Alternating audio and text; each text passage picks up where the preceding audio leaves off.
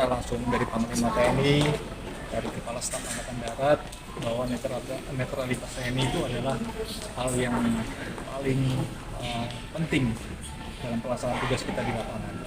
Menjelang pemilu tahun 2024 nanti, seluruh prajurit TNI sudah diatur sedemikian rupa sesuai dengan Undang-Undang Nomor 34 Tahun 2004 tentang TNI, khususnya pasal 39 itu, bahwa kita harus netral.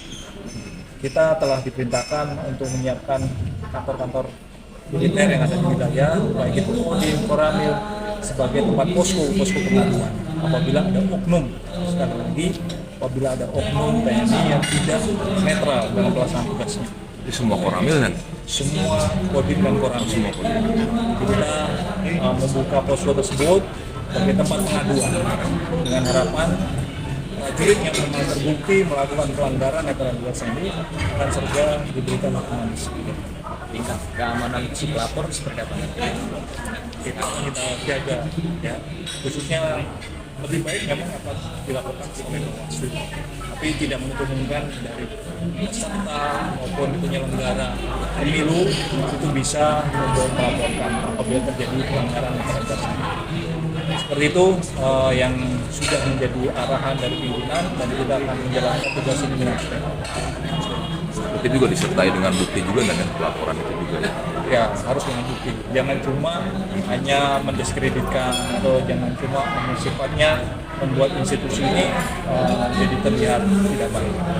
Harus dengan bukti, harus dengan ada catatan, apabila memang ada orangnya, sanksinya, dan sebagainya.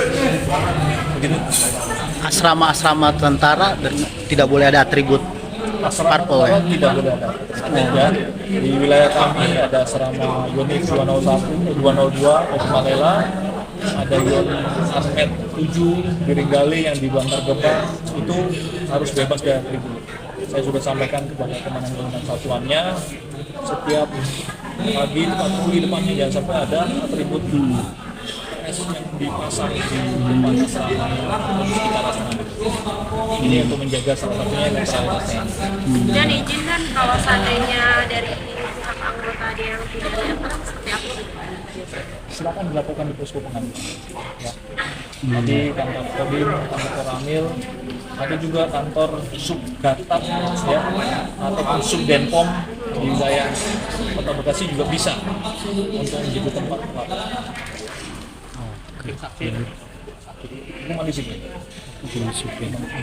Sejauh ini pengamanan di tempat logistik KPU juga udah ditempatin belum personil untuk menjaga logistik? Sementara masih diamankan oleh anggota KPU sendiri bersama kepolisian. Nanti setelah tahapan memasuki selesainya pencoblosan dan sebagainya, kita akan ikut di sini. Ya, kita akan mengamankan posko-posko distribusi logistik maupun tempat-tempat gudang KPU.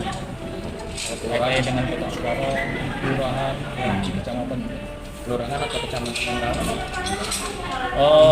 Kita sudah identifikasi saat ini, melihat perkembangan situasinya, apakah daerah-daerah tersebut yang pada waktu 2019 kemarin menjadi potensi kerawanan di tahun ini, kita akan lakukan analisa lagi. Nanti akan kita lihat jika memang masih mengandung potensi kerawanan, akan kita tempatkan personil yang mungkin lebih banyak. Dan berapa personil yang dikerahkan dari? Untuk TNI sendiri kita masih meminta bantuan dari satuan operasional. Kami masih menunggu dari komando atas. Kalau Kodim sendiri kami siap dengan 200 personil di wilayah Kodim Kota Bekasi. Dan himbauannya dan kepada partai politik kan yang mungkin ini udah sedikit mulai berkampanye seperti itu agar sejuk dan damai pada saat nantinya. Partai politik khususnya. Untuk partai politik atau peserta pemilu, mari kita jaga kenyamanan dan kondusivitas di wilayah. Laksanakan bahwa pemilu ini adalah pesta demokrasi. Jadi seluruh rakyat bisa merasakan kebebasannya, bisa mengekspresikan keinginannya untuk memilih calon pemimpin maupun calon legislatif yang akan memimpin Indonesia 5 tahun ke depan. Gunakan waktu tersebut supaya jangan sampai terjadi konflik, jangan sampai berlebihan. Perbedaan wajar.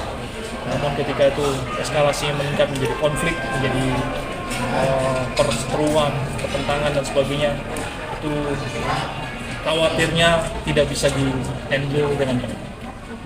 Sehingga kami dari aparatur keamanan sangat berharap bagaimanapun juga itu tetangga kita juga, itu ada teman kita juga, bahkan itu saudara kita. Kita masih satu kampung, satu wilayah, satu kota, satu negara Indonesia yang sampai pecah hanya karena perbedaan. Terima kasih. Terima kasih ya. Ya.